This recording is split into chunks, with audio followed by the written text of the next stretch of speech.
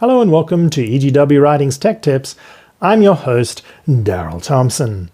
Thank you for joining us today in another of our series on learning how to use our EGW Writings apps. And the app that we're going to look at today is our brand new egwwritings.org website. Brand new, you say?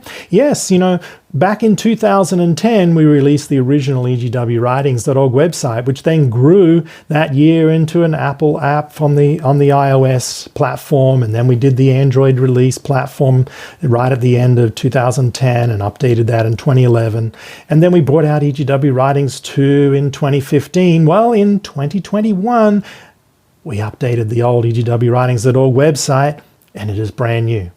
Now, it takes a little getting used to, but I'm going to show you some of the core features just so you can dive into the app and use it, like any other website, Bible website or research website. This is a site that you want to come to read and search the writings of Ellen White. Okay, let's dive right in. In front of me, I have gone and typed in the URL, so right up here where I've highlighted the top of my address bar, egwwritings.org. So that is the URL or our domain name for everything about Ellen G. White's writings. We have all of the complete published writings of Ellen White available right online here. But we have many other resources here as well. And if you jump in here, right on the main screen, you see all collections. Yes, that is the word that you want to jump to. Open up all collections and you can see the list of all 137 languages that we have available. If I open up English, for example, you can see that we've broken it down on the bookshelf here into 4 categories: writings, reference, Bible, and Avernus Pioneer Library. If I open up writings, you can see that we've broken it down into further subcategories.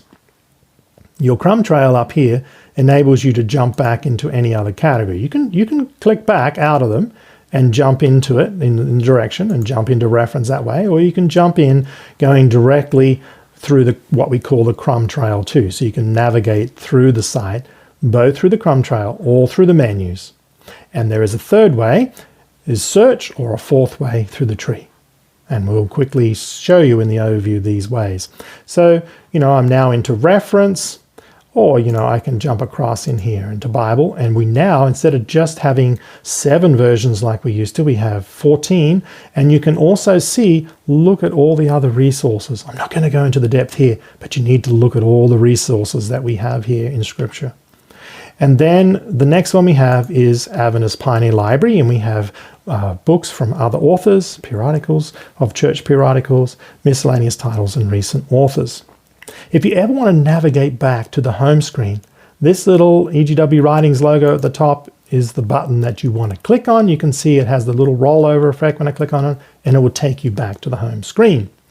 Now, the other ones we have here is categories. So if you want to search her writings, and it only has her books in this, like Christian lifestyle, maybe parenting, or maybe it's youth and modern English, you can jump in and you can see the books that are available within those categories. Now, we have titles. If you want to look up titles that are in a particular language, so I can jump into books, and then I'll say, oh, Acts of the Apostles, look at all the languages that we have Acts of the Apostles available in, and you can do that through titles. And then we have audiobooks. And as you notice here in audiobooks, we have 236 books now available in audiobooks for English, and 14 in Chinese, 6 in French, 7 in German, 9 in Italian, in Ugandan, 5 in Mauritian Creole 1, Portuguese 99, and then Russian 13, Romanian 7, Serbian 1, Spanish we have 104, and then Kiswahili we have 3, or Swahili. So the major language we have the audiobooks in is English, Portuguese, and Spanish. Clicking back on the main menu. So I won't go into the rest of the menus. That's the main thing. If you ever want to go into My Library, you need to log in. I'm just going to point out where you log in over here. You click on the little login register in the top right-hand corner. You click on Login, and it allows you to create an account. And you can log in now with the same account that you may have on the EGW Writings 2 iOS or Android app, and everything syncs between your iOS and Android and the website.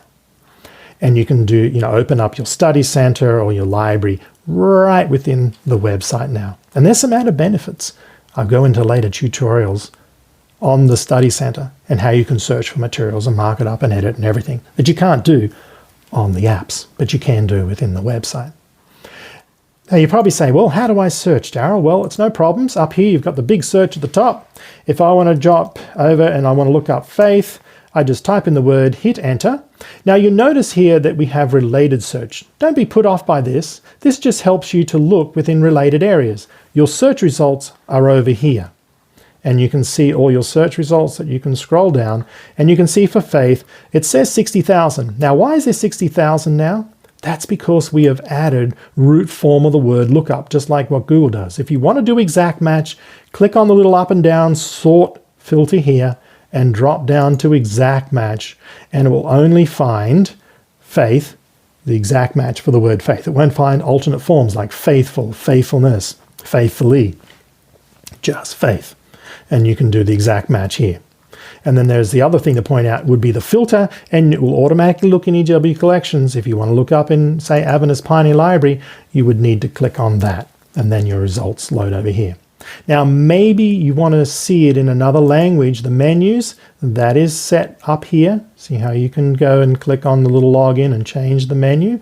From English, say, I want to switch it across to Portuguese.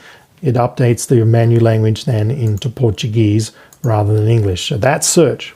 Now over here on the left, you can see the window over here on the left side.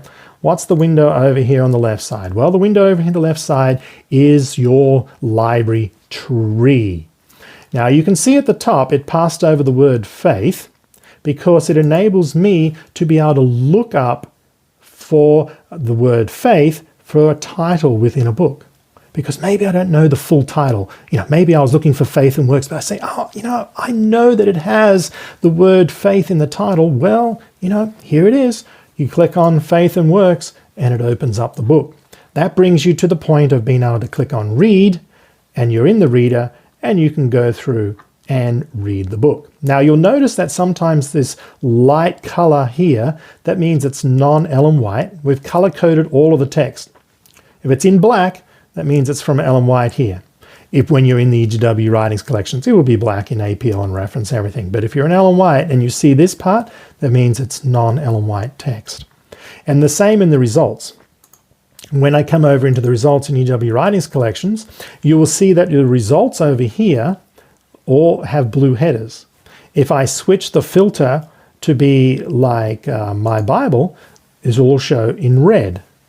And this means that straight away it's from Bible, because in the header of the search results it says Bible, and the book code is KJV, and then it has the book, Deuteronomy. If it's an Ellen White book that we are actually looking up in, and I filter and jump across to an Ellen White result, you'll notice that it gives you also the page number, and then the publication year, and then the book title. And then you're in Ellen White when you see the blue. If I come over here and collapse and scroll up, back in the tree, you can see that Ellen White is in blue, reference is in yellow, Bible is in red, Adventist Pioneer Library is in green.